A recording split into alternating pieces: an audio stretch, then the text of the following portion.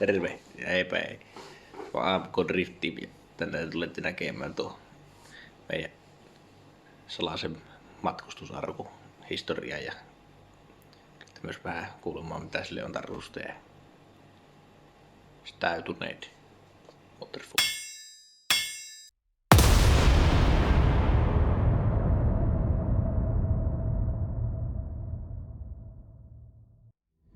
No joo, eli auton on mennyt tommonen 740 Volvo, tommonen porrasperäinen. Siinä oli alun perin P230 moottori ja joku vaihelaatikko, en tiedä sitä. Ja tonne jäi sinne auton alkuperäiseen kotiin silloin. Otettiin ne siellä jo pois siitä. Ja pelkästään niinku hylsy tuli sitten minulle. Siitä alettiin tekemään sitten autoa. Joo, tosiaan alkuun tuo auto oli aika semmonen karun näköinen, että se oli vanha Jaarda Aura-auto, se oli automaatti alun perin ja no sitten kun se oli ruvennut laatikko luistamaan, niin jäi tuonne mehtään seisomaan aika pitkäksi aikaa tai no sopivan pitkäksi aikaa, että se sammaloi tuli. Se oli muuten ihan hyvässä kunnossa, mutta tosiaan sammalta siinä oli, että vähän tietysti vanhassa autossa ruostetta pikkusen siellä täällä, mutta nehän nyt oli helppo paikkailla. Sitten alkoi tosiaan tuo auton silippuaminen, niin sehän aloitettiin ihan perinteisesti, että purettiin tai tyhjennettiin sisältä totta kai ja kaikki mitä irti saa melkeinpä otettiin pois ja se kävi tässä vaiheessa jo kyleillä, sitten tulee kuvaakin. Pitäisi tulla ainakin niin enimmät massat kuuma ilmapuhaltimella ja semmosella. Mikähän se on semmonen pakkelilasta, niin sillä tuli rapsuteltua siitä ja sitten sitä silputtiin noita sisustan tyhjennyksen yhteydessä noita lokasuojia tuolta eestä ja takakonttia ja kaikkea muuta mukavaa ja hitsailtiin lattiaan vähän lappuja ja tasoitettiin tuota lattiaa oikeastaan. Helmoista siitä helmoja tuli sisäpuolelta kanssa tasoitettua oikeastaan ihan vaan sen takia, että siellä oli ruostetta, niin päätin sitten, että tekee sinne vähän erinäköiset nuo sisäpuolen helmat. Saa myös mahdollisesti vähän penkkiä sitten alemmas, jos on tarve. Sitten sinne ruvettiin syyläriä sijoittelemaan konttia.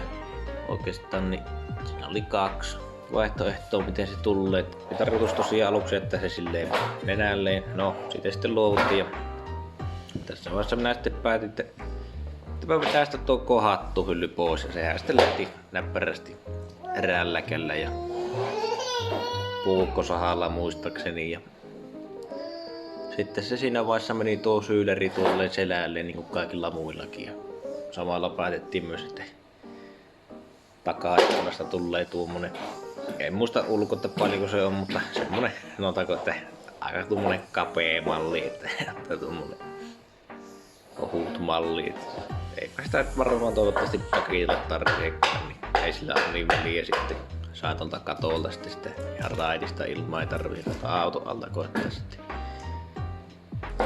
vuotavan pakoputken kaasuja hengitellä. Sitten tuli muutettua omaan talliin tai tuommoiseen kimppatalliin.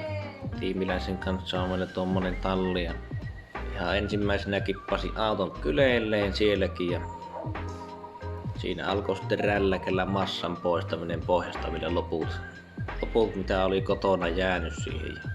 Tuli hommattua siihen tommoset E46, onko nuo nyt sitten olka-akselit tai mitkä nuo on kynkästä, mitä sanoo. Semmoset tuolta halavalla käytettynä tietysti kävi itse purkamassa ne siltä lumihangista yhdestä autosta. Ja niitä tuli siihen sitten soviteltua tai vuntsailtua, että saa sitten E46 tolpat siihen eteen. Itse tehnyt tukivarret totta kai. Sen jälkeen kun massat oli poistettu ja muistaakseni hitsatu sisältä tuota autoa jonkun verran, niin alkoi sitten tuo pitkään otettu turvakaarien sovitus. No, eihän sekään nyt ihan tietenkään mennyt ykkösellä maalit. En ollut ikinä ennen turvakaaria tuommoiseen autoon laittanut, vaikka tuo olikin valmis paketti, niin koska mulla ei ollut penkkiä vielä tässä vaiheessa, niin minä en sitten tiennyt yhtä, että mihin kohti se pitäisi tuo kaari laittaa, tuo pääkaari, koska siinä tulee se ristikko. Ja sehän tuli sitten aivan liian eteen loppujen lopuksi. Turvakaaret tuli Ruotsista vissiinkin tuo rallikorsasopin kautta, että ne on tommoset valmiit fineskaaret, kun ne oli oikeastaan ihan niinku leikkaa liimaa malliset, ettei tarvinnut sen enempää sitten puntsailla. Ois vaan osannut oikein sen kohti heti ykköselle niin hitsot.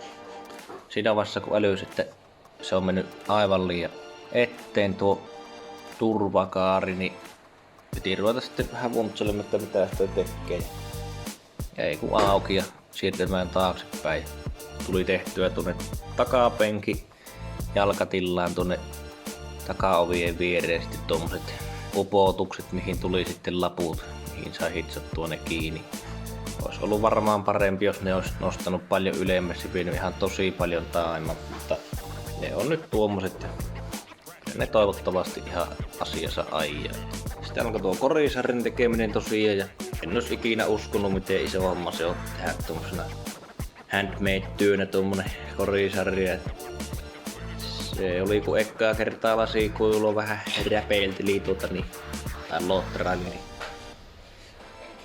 se meinas vähän opetuttaa minkälainen homma siinä on, mutta kyllä kai sitä kunnialla loppuun asti suoriutti, että sillä on muutit oottamassa tuolla parvella, että pääsit sitten talven aikana tekemään niistä valmiita osia. Siinä meni näköjään sitten aika kauan, mutta ihan omaan silmään periaatteessa tyylikästä. Päässä on semmonen kuva kumminkin, miltä se toivottavasti tulee näyttämään. No joo, eiköhän ne nuo kuvien kahtelut nyt riitä, niin lähdetäänpä tuonne tallille päin kahtomaan, että missä jamassa se auto sillä tällä hetkellä lötköttää. Niin käydään kahtomassa se. Kerron sitten myös vähän, että mitä sille on tarkoitus tulla tässä tekemään. Koska aika meinaa loppua kesken, mutta onneksi on rahat loppunut aikaisemmin, niin ei tarvitse niin hoppuilla sitten. Niin. Mutta joo, jatketaanpa tallilta. Aloitetaan tämä auto esittely tätä takaa päästä tosiaan, eli niin kuin videolla jo näkyykin aikaisemmin, niin tästä on nämä takakyleet otettu nyt auki ja toisen puolen tuo sisäälokaasu ja on, no ei se nyt ihan valmis ole, mutta ainakin vähän sinne päin jo, että vähän leikillä ja niin edespäin. No joo, sitten jäähyttimen raavat tai teline oikeastaan tuossa nuo kaksi tommoista kulumaran auttaa ja siihen tulee semmonen volkkarisyyleri, se on tuolla keulassa tällä hetkellä oikeastaan vaan säilössä ja paisari tulee tuohon johonkin sitten luultavasti tuohon pelkäjän puolelle sekin tuohon vähän niinku vanhan tulipeli paikalleen. Sitten se on tuo tulipelti, niin se on nyt viety tuonne aika syvälle periaatteessa. No se on just tässä siksi, että tuohon saa tilaa tuohon konttiin vähän niinku ja ne polttoainelaitteet sitten tuohon. Ja eipä siitä varmaan tästä takakontista on mitenkään se ihmeellisemmin. Luukut ja semmoset siihen kyllä löytyy, mutta ne ei tietenkään ole paikalla. Ja lokasuojiksi tulee ne lasikuidut, mitä on tuossa aikaisemminkin jo mitä muuttia tehtiin.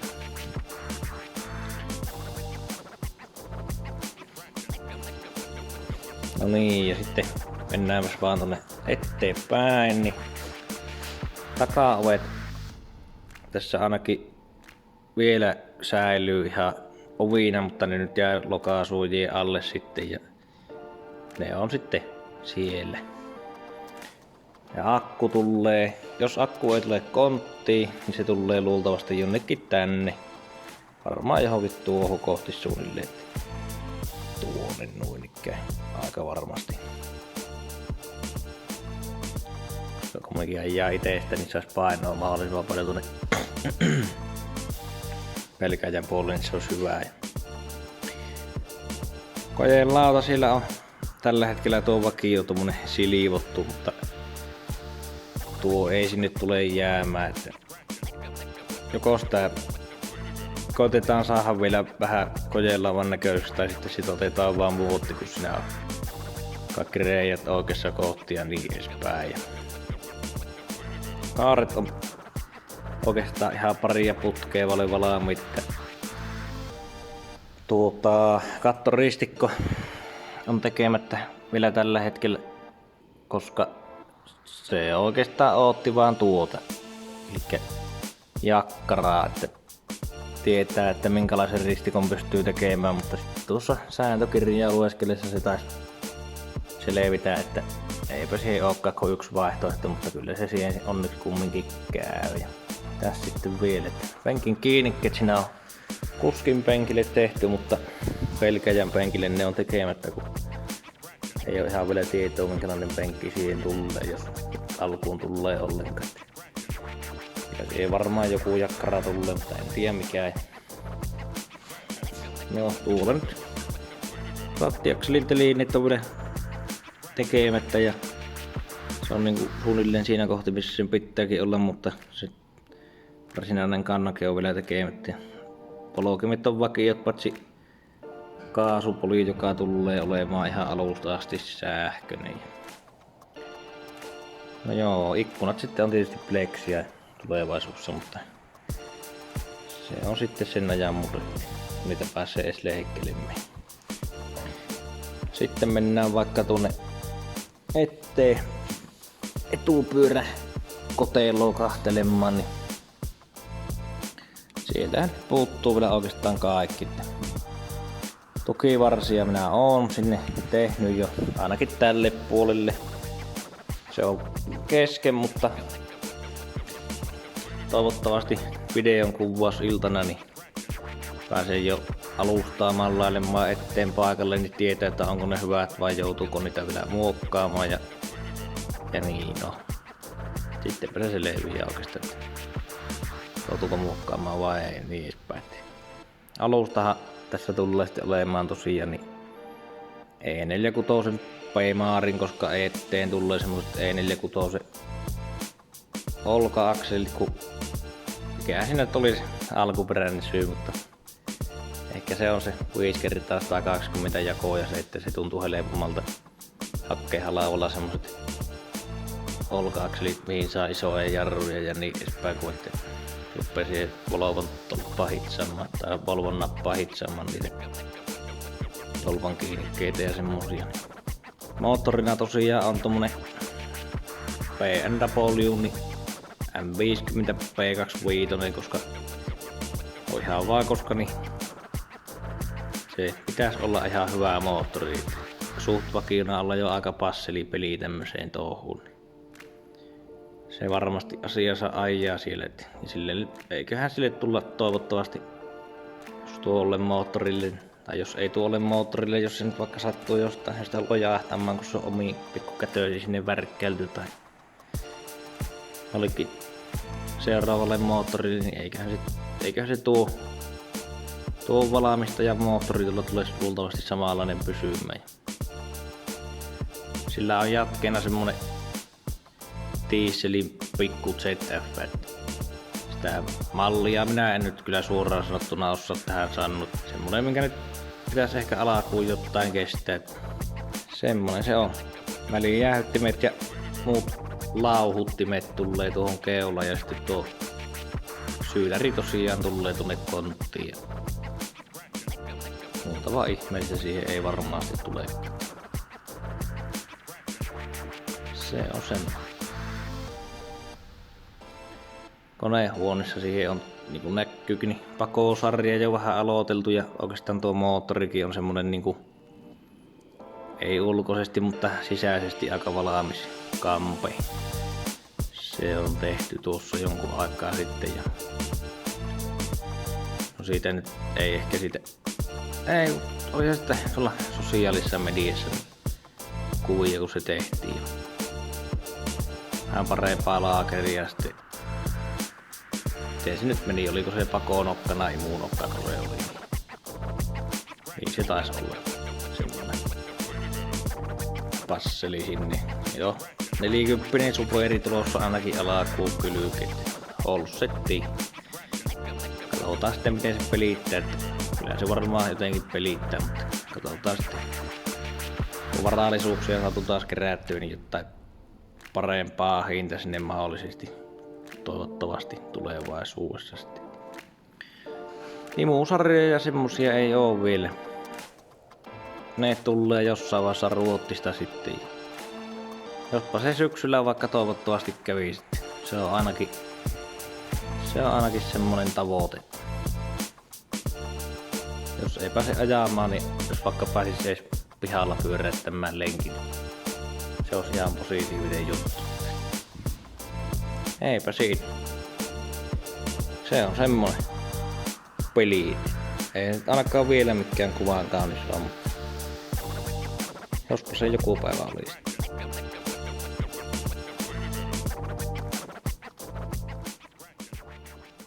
No niin, nyt kun on tuo auto historia ja nykykuvaa ja vähän tulevaisuuden suunnitelmiakin käyty tuossa läpi, niin tää loppuun vielä sanoa, että näitä videoita minä yritän tänne YouTubeen tehdä aina tietyn ajan välein, mutta en uskalla sanoa mitään semmoista aikaa, kun tämä on kumminkin näköjään tämmöiselle amatööriharrastelijalle, niin no ei se nyt se kuvaaminen niin vaikeeta ehkä on, mutta se editointi ja se tuppaa vähän olemaan. Joo. Minä yritän aina kuvailla, kun saan jotain aikaiseksi ja edistystä tuohon autoon, niin katsotaan sitten, että saanko näitä uusia videoita tehtyä aina tietyn ajan välein. No, niinku joskus tuolla Instagramissa ja Facebookissa ja täällä YouTubessakin saatoin sanoa, että 22 vuoden kesällä ajetaan, niin se on vähän siinä ja tässä, että lompakon nyörit on kumminkin aika rajalliset ja ei sitä aikaa ole määränsä enemmän. Mutta jospa sitä tuossa vaikka toivottavasti syksyllä pääsisi edes pikkusen suttuuttelemaan omaan silmään, niin voisi ainakin tuntua siltä, että saattaisi ehkä hyvällä tuurilla tuossa syksyn korvalla päästä. Jos ei kokeilemaan, niin ainakin tarttailemaan. Se on ainakin semmonen oma pikku tavoite. Vaikka ei ajamaan pääsiskään niin käyntiin saa, niin se olisi kyllä semmonen mielennostatusjuttu. Käykäähän vielä auttamassa sitten tuolta Instagramista ja Facebookista AMK Driftia seurataan, jos seuraa. Että sinne tulee aika paljon useammin noita kuvia ja semmosia lyhyisiä videon pätkiä, että mitä on tullut aina tehtyä ja niin edespäin. Tykkää tai elää tykkää ja kommentoi alas sitten miltä haluaisit näiden videoiden näyttävän ja miltä näytti ja niin edespäin. Pistäkää totta kai niin kanavatilauksen. Ei kun seuraava video oottelu.